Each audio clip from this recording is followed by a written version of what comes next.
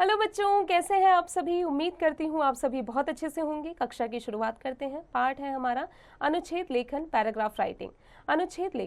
अनुच्छेद लेखन एक उत्कृष्ट कला है। इसमें निबंध की एक तरह विषय वस्तु को विस्तृत रूप से नहीं लिखा जाता। इसमें केवल किसी विषय के सारांश को ही लिखा जाता है। निबंध में किसी विषय के पक्ष व विपक्ष दोनों पर विचार किया जाता है तथा अंत में निष्कर्ष निकाला जाता है, किंतु अनुच्छेद में इन सब बातों के लिए जगह नहीं होती।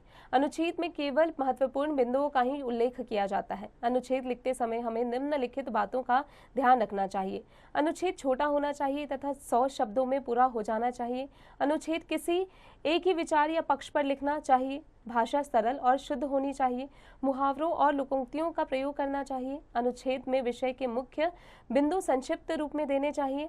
एक भी वाक्य अनावश्यक विवरण का नहीं होना चाहिए। निम्नलिखित अनुच्छेदों की ध्यानपूर्वक पढ़कर अनुच्छेद लेखन का प्रयास कीजिए। भारत के राष्ट्रीय प्रतीक।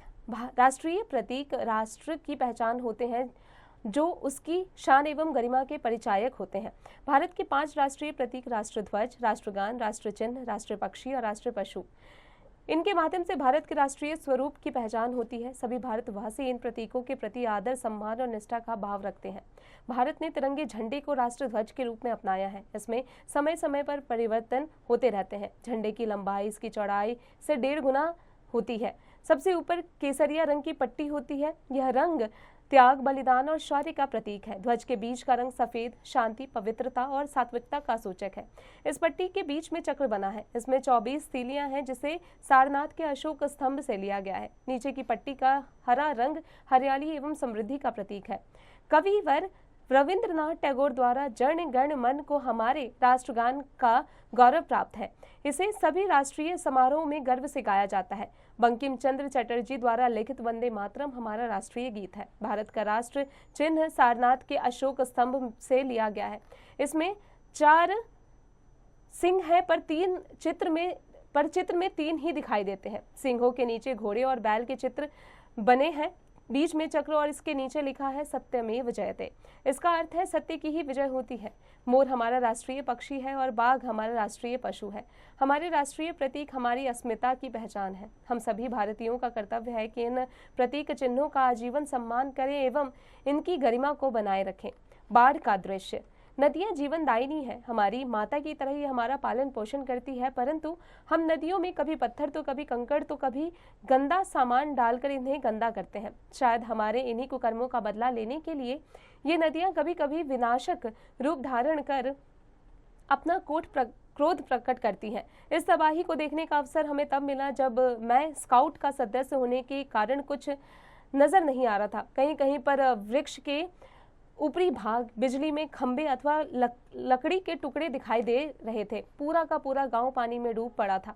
कोई सामान नहीं बचा था। कहीं कहीं कोई बच्चा अथवा महिला लकड़ी के फट्टों को पकड़े बचाओ बचाओ चिल्ला रही थी। कल्पना भी नहीं हो पा रही थी कि यहाँ कभी मकान, सड़कें अथवा खेत रहे होंगे।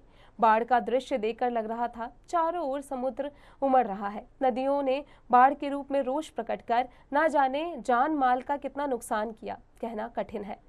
कर्तव्य पालन।